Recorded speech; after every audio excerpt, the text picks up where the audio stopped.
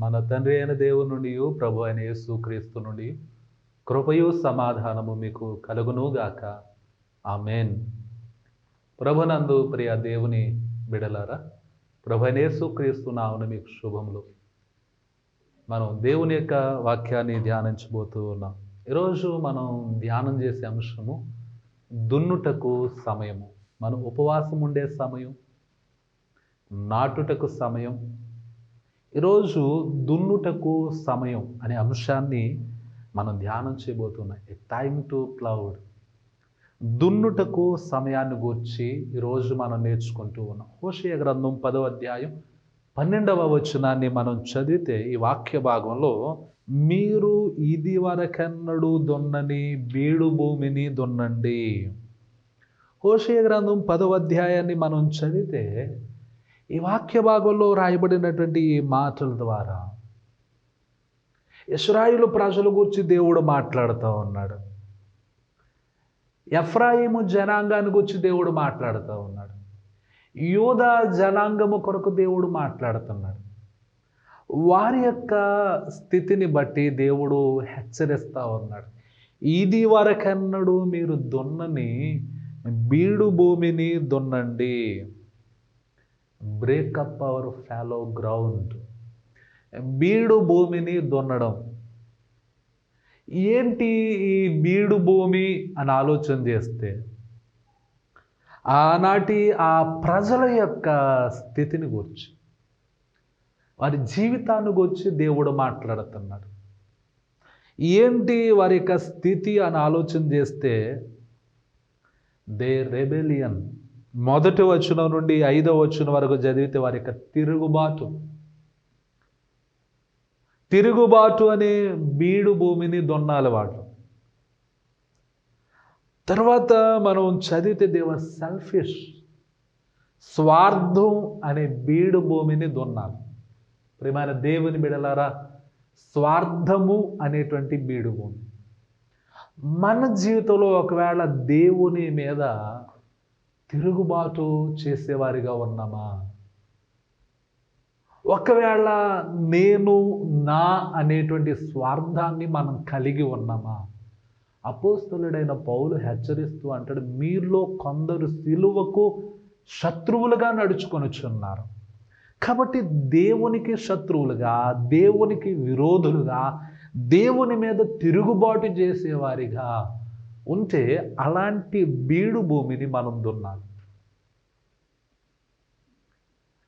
దేవునితో ఉన్నటువంటి శత్రుత్వాన్ని మనం విడిచిపెట్టాలి. ప్రియమైన దేవుని బిడలారా, మనకు ఎవరైనా శత్రువులు ఉన్నారా? మనకు ఎవరైనా విరోధులు ఉన్నారా? మనకు ఎవరైనా మనం తగులాడిన వారు ఉన్నారా? మనం ఎవరితోనైనా విభేదాలు సృష్టించుకొని వాటిని కంటిన్యూ చేస్తున్నామా? ఆ బీడు భూమిని దున్నాలని దేవుడు మాట్లాడుతున్నాడు.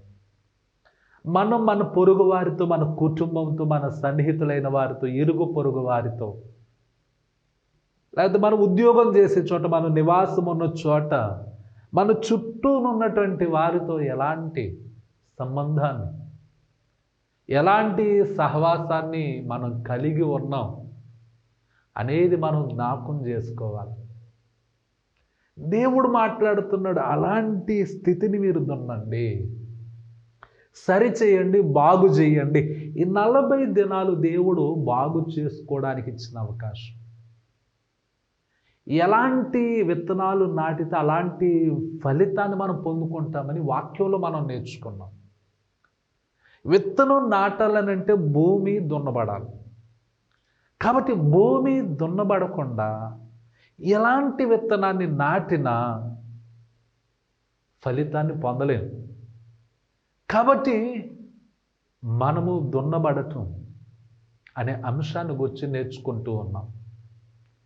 మన యొక్క ఆత్మీయ స్థితిని మనం సరిచేసుకోవాలి. కాబట్టి ఏది దున్నబడాలో దేవుడు మాట్లాడుతున్నాడు. ఇశ్రాయేలు ప్రజలతో కావచ్చు, ఎఫ్రాయిము జనాంగముతో కావచ్చు, యోధా జనాంగముతో కావచ్చు, దేవుడు అంటున్నాడు, మీ తిరుగుబాటు దున్నబడాలి. వారి యొక్క శత్రుత్వం, దేవునికి విరోధమైన మనస్సు దున్నబడాల. ప్రియమైన దేవుని బిడ్డలారా, వారి యొక్క స్వార్థం, మాకు మాత్రమే అనుకునేటువంటి మనసు, మేము మాత్రమే అనుకునేటువంటి మనసు దున్నబడాలి, పెకలించబడాలి. ఇర్మీయాను దేవుడు పెళ్ళగించడానికి ఎన్నుకున్నాడు, అంటే దున్నడానికి దేవుడు ఎన్నుకున్నాడు. ప్రియమైన దేవుని బిడ్డలారా, ఇంకా ఆ జనాంగంలో ఉన్నటువంటి పరిస్థితి ఆలోచన చేస్తే దేవర్ స్లాక్. వారు ఎలాంటి మనసు కలిగిన వారు అనంటే లూజ్ మైండ్, తేలికైనటువంటి స్వభావం కలిగినటువంటి వారు, పట్టు లేనటువంటి వారు, వదులు అయినటువంటి స్వభావం కలిగినటువంటి వారు. Loose mind, loose talk. మనం అంటాం కదా లూజ్ టంగ్, ఏది పడితే అది మాట్లాడేటం, నోటికి ఎంత వస్తే అంత మాట్లాడేయటం. అలాంటి వారు ఆ ప్రజలు. కాబట్టి అలాంటి వదులైనటువంటి స్వభావం, వదులైనటువంటి ఆ మాటలు, తేలికైనటువంటి మాటలు, తేలికైనటువంటి స్వభావం దున్నబడాలి అని దేవుడు మాట్లాడుతున్నాడు. అలాగే ఆ వాక్య భాగాన్ని మనం జాగ్రత్తగా చదువుకుంటూ ఉంటే, దేర్ హార్ట్ వాజ్ డివైడెడ్. వారి హృదయం విభజింపబడినటువంటి హృదయం, వేరు చేయబడినటువంటి హృదయం. ప్రియమైన దేవుని బిడ్డలారా, వేరే వేరే ఆలోచనలు ఉంటాయి, వేరే వేరే తలంపులు ఉంటాయి. రాజులు మొదటి గ్రంథం 18వ అధ్యాయం 21వ వచనాన్ని మనం చదివితే, మీరు రెండు తలంపుల మధ్య తడబడుచుందురు. ఏలియా జనులందరి దగ్గరకు వచ్చి, ఇశ్రాయేలు ప్రజల యొక్క దేవుడు ఒక్కడే,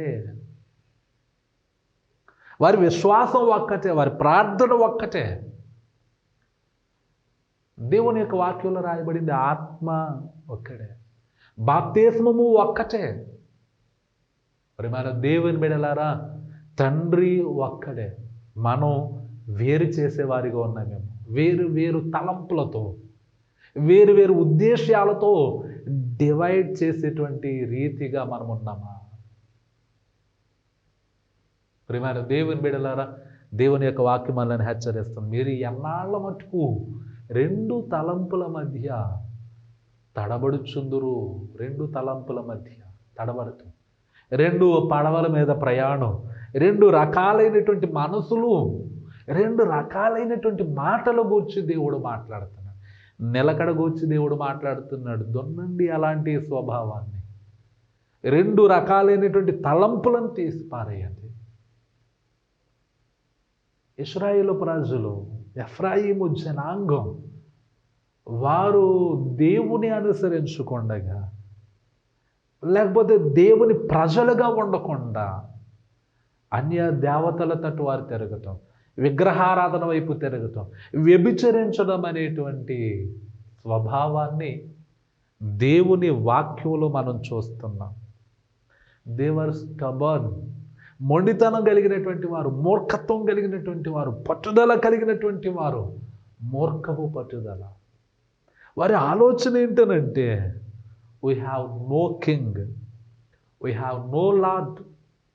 మాకు రాజు లేడు, మాకు దేవుడు లేడు. కాబట్టి వారు ఎంత భయంకరమైన మనసు అనంటే, we fear not the lord. వారు దేవునికి భయపడటం లేదు. రాజు లేడు, దేవుడు లేడు అంటూ ఎవ్వరికి భయపడకుండగా వారు జీవిస్తూ ఉన్నారు. They reject the lord. దేవుని తిరస్కరించిన వారిగా ఉన్నారు. కాబట్టి ఎంత భయంకరమైనటువంటి బీడు భూమి లాంటి స్థితిలో ఉన్నటువంటి ఎఫ్రాయిము జనాంగం, దే షల్ రిసీవ్. ఎంత భయంకరమైన పరిస్థితి అనంటే, ఎంత పనికి రాకుండా, ప్రయోజనం లేకుండా మారిపోయారు అనంటే, దే షల్ రిసీవ్. వారు పొందుకున్నది ఏంటనంటే ద షేమ్. అవమానం పొందుకున్నారు వాళ్ళు, క్యాప్టివిటీ, దాస్యం పొందుకున్నారు వాళ్ళు. కాంట్రిషన్, సంతాపం, చారం, మనస్తాపాన్ని వారు పొందుకున్నారు. కన్స్టర్నేషన్, ప్రాణ భయం వారిలో ప్రవేశించింది. ప్రియమైన దేవుని బిడ్డలారా, దండన వారు అనుభవించారు. కానీ వారు అవమానము పొందిన, దండన విధించబడిన, శిక్ష విధింపబడిన, దాస్యానికి గురైన, సంతాపానికి లోనైన, ప్రాణభయం వారిని పట్టి పీడించిన వారి యొక్క నిరీక్షణ, దేవుడు వారికి తోడుగా ఉన్నాడు. దేవుడు వారికి సహాయం చేస్తాడు. కాబట్టి మనం బీడు భూమిని దున్నవలసినటువంటి ఆవశ్యకత, మన జీవితాలను సరిచేసుకుని ఒక మంచి మార్గంలో నడుచుకోవలసినటువంటి ఆ ఆవశ్యకత, ప్రియమైన దేవుని బిడలారా, ఆలోచన చేద్దాం. మన జీవితాలను మార్చుకోవడానికి, మన స్థితిని మార్చుకోవడానికి, మన యొక్క జీవితాన్ని మార్చుకోవడానికి దేవుడు ఇచ్చినటువంటి అవకాశం ఈ 40 దినాలు ప్రార్థన సహవాసం. 129వ కీర్తన 3వ వచనాన్ని మనం చదివితే, దున్నువారు నా వీపు మీద దున్నిరి. కాబట్టి మన ప్రభువైన యేసుక్రీస్తు వారి గురించి ఈ వచనాన్ని మనం అన్వయించుకుంటే, ఆయన వీపు దున్నబడటం, ప్రభువు ముఖం మీద ఉమ్మి వేయబడటం, ప్రియమైన దేవుని బిడ్డలారా, ఒక పొలాన్ని దున్నినట్టుగా, భూమిని దున్నినట్టుగా ప్రభువైన యేసుక్రీస్తు వారి యొక్క వీపుని వారు దున్నటం, గుద్దటం, ఉమ్మివేయటం, కొరడాలతో కట్టడం, ఆయన శరీరం చీల్చబడటం అనేది ప్రభు యొక్క శ్రమ, ఆ మరణంలో మనం చూస్తాం. ఆయన ఎందుకు దున్నబడ్డారనంటే, ఆయన ఎందుకు చీల్చబడ్డారనంటే, గాయపరచబడ్డారనంటే, హింసింపబడ్డారు, అవమానించబడ్డారు. ఎందుకు అనంటే, నీ కొరకు, నా కొరకు, మనం రక్షింపబడాలని, సరైన జీవితం కలిగి ఉండాలని ప్రభువు దున్నబడ్డాడు. దున్నుటకు సమయం. కాబట్టి ఎఫ్రాయిము జనాంగం ఇలాంటి బీడు భూమి లాంటి ఆ స్థితిని వారు సరిచేసుకోవాలి. మనము కూడా మన యొక్క జీవితాలలో అలాంటి స్థితిని సరిచేసుకోవాలి. ఎఫ్రాయిమీయులు అలాంటి స్థితిలో, అలాంటి పాపంలో, అలాంటి దుష్క్రియలలో వారు పాలు పంపులు పొందుతూ వారు అనుభవించవలసిన దానికంటే ఎక్కువగానే శ్రమలు అనుభవించారు, దాస్యాన్ని అనుభవించారు, ప్రాణ భయాన్ని అనుభవించారు. మనం కూడా మనం దేవుని యొక్క సన్నిధిలో ఒకవేళ తిరుగుబాటు చేసేవారిగా ఉంటే, 2 రకాలైనటువంటి ఆలోచన గలవారిగా ఉంటే, ఈ 40 దినాలలో దేవుడు మన స్థితిని మార్చుకోమని మాట్లాడుతూ ఉన్నాడు. అటువంటి బీడు భూమిని దున్నండి అని దేవుడు మాట్లాడుతూ ఉన్నాడు. కాబట్టి బీడు భూమిని దున్నుతూ మనం చేయవలసిన పని, రిమెంబర్ అవర్ హెరిటేజ్. దేవుడు మనకిచ్చిన స్వాస్థ్యాన్ని జ్ఞాపకం చేసుకోవాలి. ఎందుకు మనం బీడు భూమిలో ఉండటం, పనికిరాని స్థలములో ఉండటం, నిష్ఫలమైనటువంటి స్థలములో ఉండటం, నిష్ప్రయోజనమైన స్థితిలో ఉండటం. Remember hour heritage.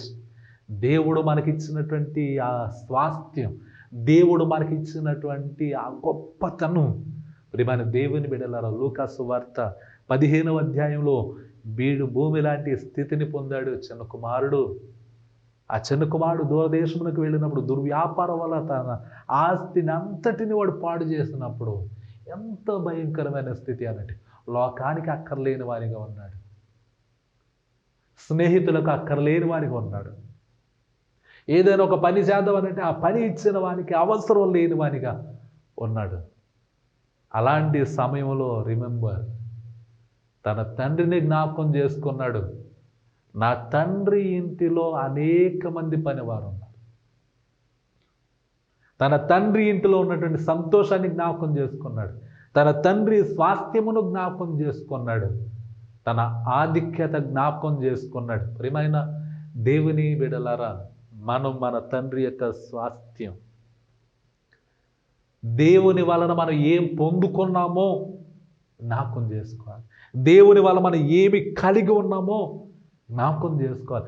బీడు భూమిని దున్నటం అని అంటే, దానిని దేవుడు ఏ ఫ్రూట్ఫుల్ ల్యాండ్, ఫలభరితమైన ప్రదేశముగా దేవుడు మార్చబోతూ ఉన్నాడు. ప్రియమైన దేవుని బిడ్డలారా, దేవుడు మనల్ని బీడు భూమిగా విడిచిపెట్టడు. నిష్ప్రయోజనమైన వారికి విడిచిపెట్టడు. వ్యర్థమైన వారికి విడిచిపెట్టడు. ఈరోజు దేవుని యొక్క వాక్యాన్ని వింటున్న నీ జీవితంలో ఎండిన స్థితిలో నీవు ఉంటే కనుక, మోడు బారిన స్థితిలో ఉంటే గనక, ఎడారి లాంటి స్థితి నీలో ఉంటే గనక, దేవుడు నీ స్థితిని మార్చబోతున్నాడు. మనం నశించిన స్థితిలో ఉంటే కనుక, రిమెంబర్ అవర్ హెరిటేజ్, మన స్వాస్థ్యం, మన దేవుని గొప్పతన, మన దేవుడు మనకిచ్చేటువంటి ఆశీర్వాదం, ఆధిక్యతను మనం జ్ఞాపకం చేసుకో. అంత గొప్ప రక్షణ అనుభవించే వారికి ఉంటారు. నీవున్నటువంటి స్థితిని సరిచేసి, నీ జీవితాన్ని బాగు చేసి నిన్ను రక్షించడానికి ప్రభు అయిన యేసుక్రీస్తు వారి లోకానికి వచ్చారు. నిత్య జీవాన్ని అనుగ్రహించడానికి, నిత్య స్వాస్థ్యములో నడిపించడానికి ప్రభువు ఈ లోకానికి వచ్చారు అని దేవుని యొక్క వాక్యము తెలియచేస్తూ ఉంది. అలాగే remember what we have lost, ఏది కోల్పోయామో జ్ఞాపకం చేసుకోవాలి మనం. ప్రకటన గ్రంథం 2వ అధ్యాయం 5వ వచనం మనం చదివితే, నీవు ఏ స్థితిలో నుండి పడితేవో అది జ్ఞాపకము చేసుకొని మారు మనసు పొంది ఆ మొదటి క్రియలను చేయుము. ప్రియమైన దేవుని బిడ్డలారా, ఈ 40 దినాలలో మనం ఎంత ఉపవాసం ఉంటామండి, ఎంత జాగ్రత్తగా ఉంటాం మనం, ఎంత క్రమముగా ఉంటాం మనం, ఎంత ఉన్నతమైన వ్యక్తిత్వం కలిగి ఉంటాం, ఎంత విధేయత కలిగి ఉంటాం, ఎంత ప్రార్థనాపూర్వకంగా జీవిస్తాం. 40 దినాల తర్వాత ఈ ప్రార్థనా శక్తిని, ఈ ఉపవాసములో ఉన్నటువంటి ఆ పరమార్థాన్ని మనం కంటిన్యూ చేయగలుగుతున్నామా, వెంబడించగలుగుతున్నామా, ఈ ఆత్మీయ స్థితిలో నిలిచి ఉండగలుగుతున్నామా? ప్రభు అంటూ ఉన్నాడు, ఆ మొదటి క్రియలను చేయము. ఏ స్థితిలో నుండి పడిపోయావో, ఒకవేళ నీవు దేవుడు నీకు ఇచ్చిన స్థితిని నువ్వు పోగొట్టుకుంటే ఆ స్థితిని నీవు జ్ఞాపకం చేసుకోవాలి. ఎఫ్రాయిము జనాంగంతో దేవుడు మాట్లాడుతున్నాడు, అయ్యా మీ నిరీక్షణ నేనే, మిమ్మల్ని కాపాడేది నేనే, నిలవబెట్టేది నేనే, ఆ బీడు భూమిని ఫలభరితమైన ప్రదేశముగా మార్చగలిగేది నేనే అని దేవుడు తెలియచేస్తూ ఉన్నాడు. కాబట్టి మనం దేవునిలో ఏమి కలిగి ఉన్నామో అది జ్ఞాపకం చేసుకోవాలి. దేవుడు మనకిచ్చిన స్వాస్థ్యాన్ని జ్ఞాపకం చేసుకోవాలి. అలాగే ఏ స్థితిలో నుండి పడిపోయామో కూడా జ్ఞాపకము చేసుకోవాలి. అలాగే తర్వాత మాట, restore what we have taken. మనం దేవుని దగ్గర నుండి పొందిన దానిని కాపాడుకోవాలి. దేవుడు మనకు అనుగ్రహించినటువంటి వాటిని మనం కాపాడుకోవాలి. ప్రియమైన దేవుని బిడ్డలారా, ఆదాము అవ్వలకు దేవుడు ఏదెను తోటను వారికి స్వాస్థ్యంగా ఇచ్చాడు. వారు ఆ ఏదెను తోటను కాపాడుకోలేకపోయారు, ఏదెను తోటలో ఉండలేకపోయారు. దేవుడిచ్చినటువంటి స్వాస్థ్యాన్ని పోగొట్టుకున్నారు, దేవుడిచ్చినటువంటి సహవాసాన్ని పోగొట్టుకున్నారు, దేవుడిచ్చినటువంటి సంతోషాన్ని పోగొట్టుకున్నారు. వారి మీద నమ్మకం లేక ఏదెను తోట చుట్టూ ఖడ్గజ్వాలలను దేవుడు, కెరూబులను, శరాపులను దేవుడు కాపలా పెట్టాడు. అంటే మనిషి తన నమ్మకాన్ని కోల్పోయాడు, నమ్మకత్వాన్ని కోల్పోయాడు, యథార్థతను కోల్పోయాడు. ప్రియమైన దేవుని బిడ్డలారా, ఆలోచన చేయండి. మన మీద దేవుడు నమ్మకం కోల్పోకుండా మన జీవితాలను మనం సరిచేసుకొని, సరిదిద్దుకొని ఉన్నతమైనటువంటి మార్గంలో మనం నడుచుకోవాలి. దేవుని యొక్క వాక్యం ద్వారా దేవుడు మాట్లాడుతున్నాడు. దేవుడు ఇచ్చిన దానిని మనం కాపాడుకోవాలి. యాషావు దేవుడు తనకిచ్చినటువంటి జ్యేష్ఠత్వాన్ని కాపాడుకోలేకపోయాడు, జ్యేష్ఠత్వాన్ని పోగొట్టుకున్నాడు. ప్రియమైన దేవుని బిడ్డలారా, యాషావు పొందవలసిన ఆశీర్వాదాన్ని యాకోబు పొందుకున్నాడు. ఎప్పుడైతే జ్యేష్ఠత్వాన్ని కోల్పోయాడో అప్పుడే ఆశీర్వాదాన్ని కూడా కోల్పోయాడు. ఆశీర్వాదాన్ని పొందినప్పుడు యాకోబు మోసగించాడు అనుకుంటాం, కానీ మొదటిగానే యాషావు జ్యేష్ఠత్వాన్ని అమ్మివేసుకోవడం వలన, దేవుడిచ్చిన దానిని కాలదన్నుకోవడం వలన, ప్రియమైన దేవుని బిడ్డలారా, యాషావు ఆశీర్వదింపబడే స్థితిని కోల్పోయింది. కాబట్టి మనం మన యొక్క జీవితాలలో దేవుడు మనకి ఇచ్చినటువంటి ఏ ఆధిక్యతను మనం కోల్పోతాం, వాటిని కాపాడుకోవాలని దేవుడు మాట్లాడుతున్నాడు. ఈ 40 దినాలలో మన యొక్క విశ్వాసాన్ని కాపాడుకుందాం, మన ప్రార్థనా జీవితాన్ని కాపాడుకుందాం, మన యొక్క ఆత్మీయ స్థితిని కాపాడుకుందాం. దేవుడు ఏ స్థితిలో మనల్ని ఉంచాడో ఆ స్థితిని మనం కాపాడుకుందాం. ప్రియమైన దేవుని బిడ్డలారా, బీడు భూమిని దున్నాలి అని మనం చెప్పుకున్నాం కదా. మనం చేయవలసిన మరొక పని రికగ్నైజ్ అవర్ రెస్పాన్సిబిలిటీ. మన బాధ్యత ఏమిటో అది గుర్తించాలి. బీడు భూమిని గురించి ఆలోచన చేస్తే అది ఫాలో గ్రౌండ్, ఉపయోగం లేని భూమి, అన్వర్క్డ్ గ్రౌండ్, పని చెయ్యనటువంటి భూమి. మన దేవుని బిడ్డలారా, ఆ స్థితిని మనం ఆలోచన చేస్తూ మన బాధ్యత ఏంటో జ్ఞాపకం చేసుకోవాలి, మన బాధ్యతను గుర్తు చేసుకోవాలి. నెహెమ్యా గ్రంథం 1వ అధ్యాయం 1వ వచనం నుండి 4వ వచనం వరకు చదివితే ఆ వాక్య భాగంలో యెరూషలేము యొక్క ప్రాకారము పడద్రోయబడినది, దాని గుమ్మములు అగ్ని చేత కాల్చబడినవి. నెహెమ్యా తనెక్కడో రాజుగారి దగ్గర పని చేసుకుంటున్నాడు, పరాయి దేశంలో ఉన్నాడు. ఆ పరాయి దేశంలో ఉన్నటువంటి నెహెమ్యా యెరూషలేము గూర్చి వాకప్ చేశాడు. యెరూషలేము పాడైనది, శిథిలమైనది, అది కాల్చబడింది అని చెప్పి నెహెమ్యా తెలుసుకొనినప్పుడు దేవునికి ప్రార్థన చేశాడు. దేవునికి ప్రార్థన చేసినప్పుడు దేవుడు నెహెమ్యాను నడిపించాడు, డైరెక్షన్. నెహెమ్యా చేసిన పని ఉపవాసం ఉండటం, ప్రార్థన చేయడం, దేవుని సహాయము కొరకు కనిపెట్టడం. పాడైన స్థితిని తెలుసుకొని నెహెమ్యా ఊరికినే కూర్చుండలేదు, పట్టనట్టుగా ఉండలేదు. నెహెమ్యా ప్రార్థించాడు, కనిపెట్టాడు, పని చేశాడని దేవుని యొక్క వాక్యము తెలియచేస్తుంది. అపోస్తల కార్యముల గ్రంథం 9వ అధ్యాయం 6వ వచనాన్ని మనం చదివితే, అపోస్తలుడైనటువంటి పౌలు సౌలుగా ఉన్నప్పుడు, సంఘాన్ని హింసిస్తూ ఉన్నప్పుడు ప్రభువైన యేసుక్రీస్తు వారు సౌలును పట్టుకున్నారు. సౌలుతో దేవుడు మాట్లాడుతూ అంటున్నాడు కదా, నీవు లేచి పట్టణములోనికి వెళ్ళుము, అక్కడ నీవు ఏమి చేయవలనో అది నీకు తెలుపబడునని చెప్పెను. అంతవరకు యాజకులు చెప్పేది విన్నాడు, అధికారులు చెప్పేది విన్నాడు. అక్కడ దేవుడు చెప్పేది వింటున్నాడు. ఇప్పుడు కరెక్షన్ ఆఫ్ ద సిట్యుయేషన్.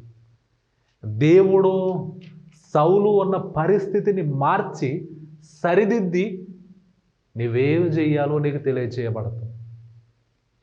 కాబట్టి దేవుడు తెలియచేసిన ప్రకారంగా చెయ్యాలి, దేవుడు చెప్పిన ప్రకారంగా మాట్లాడాలి. అంతవరకు కూడా మనుషులు చెప్పినట్టుగా విన్నాడు. సౌలు పౌలుగా మారిన తర్వాత దేవుడు చెప్పినట్టు వినడం అలవాటు చేసుకున్నాడు. కాబట్టి ప్రియమైన దేవుని బిడలారా, మనం దేవుని యొక్క వాక్యం ద్వారా మనం దేవుడు చెప్పినట్టుగా నడుచుకోవాలి, దేవుడు సరిచేసినట్టుగా మనం జీవించాలని దేవుని యొక్క వాక్యం ద్వారా నేను జ్ఞాపకం చేస్తూ ఉన్నాను. మనం చేసే పనిలో దేవుడు సహాయం చేస్తాడు. కాబట్టి మనం చేసే పనిలో దేవుడు సహాయం చేయటానికి సిద్ధంగా ఉన్నాడు. కాబట్టి మనం ప్రభువు మీద ఆనుకొనిన వారిగా ఉంటాం. దున్నుటకు సమయం. ఎఫ్రాయిమీయులు వారు పాడైపోయినటువంటి స్థితిని వారు దున్నాలని దేవుని వాక్యం ద్వారా వారు హెచ్చరింపబడ్డారు. హోషేయ ప్రవక్త ద్వారా వారు హెచ్చరింపబడ్డారు.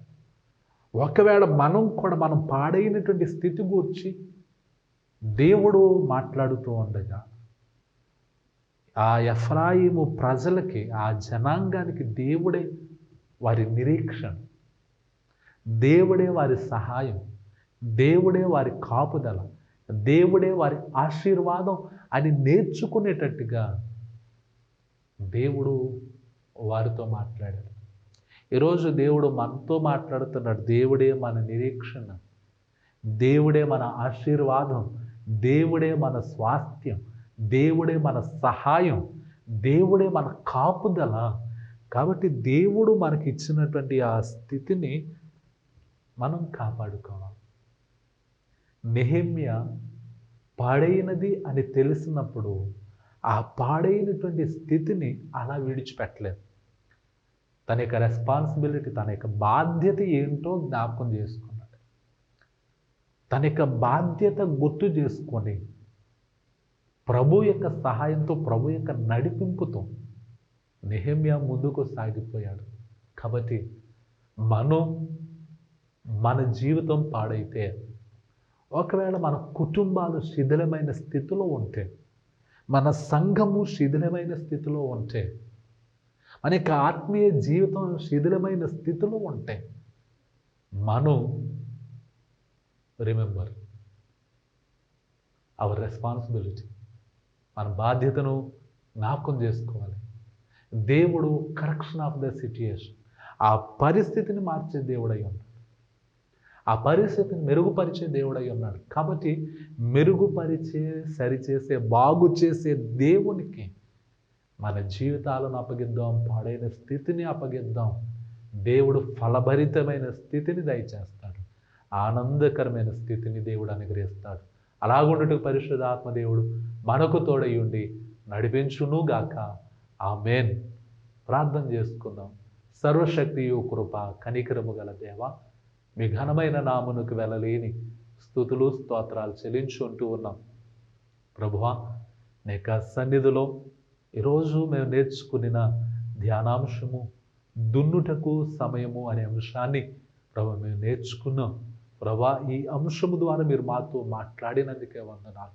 ప్రభా, మేము మా పాడైనటువంటి స్థితిని దున్నటానికి, బీడు భూమిని దున్నటానికి ప్రభువా, ఇదిగో తండ్రి, మేము సిద్ధపడేవారిగా మమ్మల్ని బలపరచమని వేడుకుంటూ ఉన్నాం. మా స్థితిని సరిచేయమని వేడుకుంటున్నాం తండ్రి.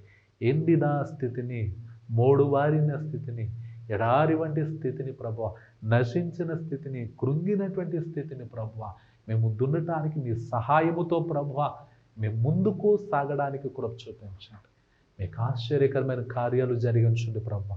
ఈ సమయంలో తండ్రి, నీ బిడ్డలు వారు చేస్తున్న ప్రార్థనలు మీరు ఆలకించండి, విన్నపాలు మీరు ఆలకించండి, విజ్ఞాపనలు ఆలకించండి. ఈ 40 దినాల్లో ప్రభువా వారు ఏ లక్ష్యము కలిగి ఉన్నారు, ఏ ఆశయాన్ని కలిగి ఉన్నారో ప్రభువా, ఏ ఉద్దేశాలు కలిగి ఉన్నారో ప్రభువా, కన్నీరు విడుచు మీ పాదముల మీద పడి ప్రభువా ఏమి మొరపెడుతూ ఉన్నారో అంగీకరించమని వేడుకుంటున్నాం. పశ్చాత్తాపపడుటకు సమయం ఇచ్చారు, మారు మనసు పొందడానికి సమయం ఇచ్చారు ప్రభువా, మా పాపములు ఒప్పుకునే సమయం ఇచ్చారు. క్షమించండి ప్రభువా, మా జీవితాలను అంగీకరించండి, మీ యొక్క రక్షణలో స్థిరపరచండి ప్రభువా.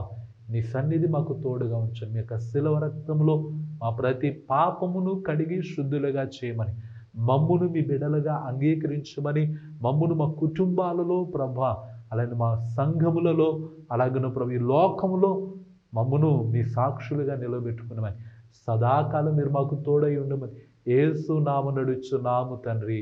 ఆమేన్. త్రియేక దేవుని దీవెన సదాకాలము మీకు తోడై ఉండి నడిపించును గాక. ఆమేన్.